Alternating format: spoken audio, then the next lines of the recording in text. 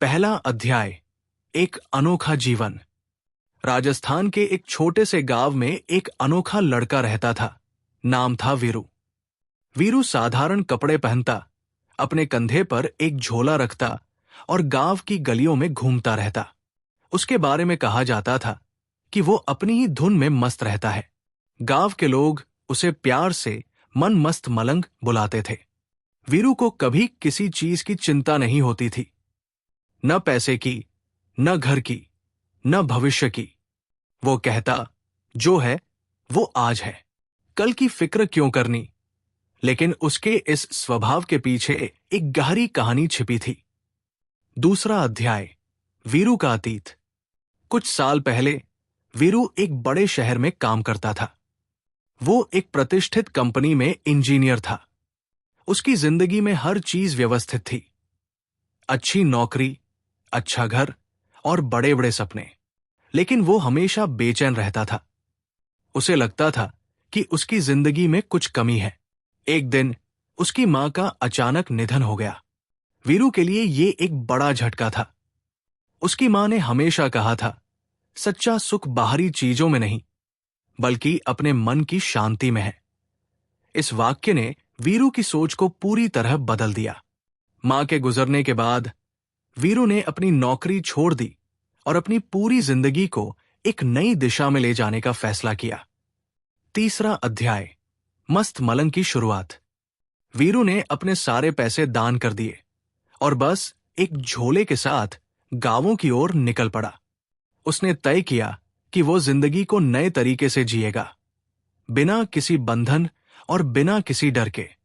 उसने सीखा कि असली खुशी दूसरों के चेहरे पर मुस्कान लाने में है। गांव में वो बच्चों को पढ़ाता, बूढ़ों के साथ बैठकर कहानियां सुनता और युवाओं को प्रेरित करता। लोग उसे देखकर हैरान होते थे। उसकी जिंदगी में न कोई धन था, न कोई बड़ा सपना, लेकिन वो हमेशा खुश और संतुष्ट दिखता था। चौथा अध्याय, एक नई यात्रा। एक दिन गांव में एक व्यापारी आया जो अपनी बेटी के इलाज के लिए डॉक्टर की तलाश कर रहा था। बेटी को एक गंभीर बीमारी थी और व्यापारी बहुत परेशान था। वीरू ने उसकी मदद करने का वादा किया। वो व्यापारी और उसकी बेटी को लेकर शहर के एक बड़े अस्पताल गया। वहां उसने अपनी चतुराई और शांत स्वभाव से डॉक्टर को प्रभावित किया। डॉक्टर ने न सिर्फ लड़की का इलाज किया, बल्कि वीरू की सोच से प्रभावित होकर उसे धन्यवाद भी दिया। पांचवा अध्याय, गांव में बदलाव। धीरे धीरे वीरू की लोकप्रियता पूरे क्षेत्र में फैल गई। लोग उसे देखने और उससे प्रेरणा लेने के लिए दूर दूर से आने लगे। वो हर किसी को एक ही बात कहता, खुशियां बाहर नहीं, अपने अंदर ढूंढो। अपने मन को मस्त और मलंग बनाओ, फिर देखो जिंदगी कितनी आसान हो जाती है। उसकी बातों का असर गांव पर साफ दिखने लगा। लोग अब छोटी छोटी चीजों में खुशियां ढूंढने लगे। गांव में पहले जहां हर समय शिकायतें होती थी, अब वहां सुकून और संतोष का माहौल बन गया था। छठा अध्याय, वीरू का संदेश। एक दिन गांव के सरपंच ने वीरू से पूछा, तुम्हारे पास तो कुछ भी नहीं है, फिर भी तुम सबसे खुश हो, आखिर इसका राज क्या है? वीरू ने मुस्कुराते हुए कहा, खुश रहने के लिए ज्यादा कुछ चाहिए भी नहीं, बस अपने मन को समझो और उसे बहने दो। जब तुम अपनी इच्छाओं और डर से ऊपर उठ जाते हो, तभी असली आजादी मिलती है। अंतिम अध्याय, मन मस्त मलंग। वीरू की बातें और उसका जीवन गांव के हर इंसान के लिए एक प्रेरणा बन गया।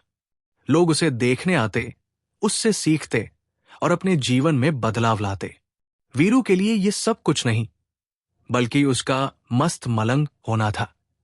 वो हमेशा कहता, मैं यहां तुम्हें कुछ सिखाने नहीं आया, मैं तो बस तुम्हें याद दिलाने आया हूं कि जीवन कितना सुंदर है, इसे खुलकर जियो।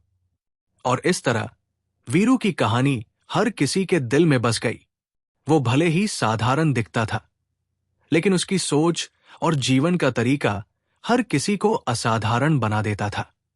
सीख, मन मस्त मलंग हमें सिखाती है कि असली खुशी बाहरी चीजों में नहीं, बल्कि अपने अंदर होती है। जो इंसान अपने मन को शांत और संतुष्ट रख सकता है, वही सच्चा सुखी होता है।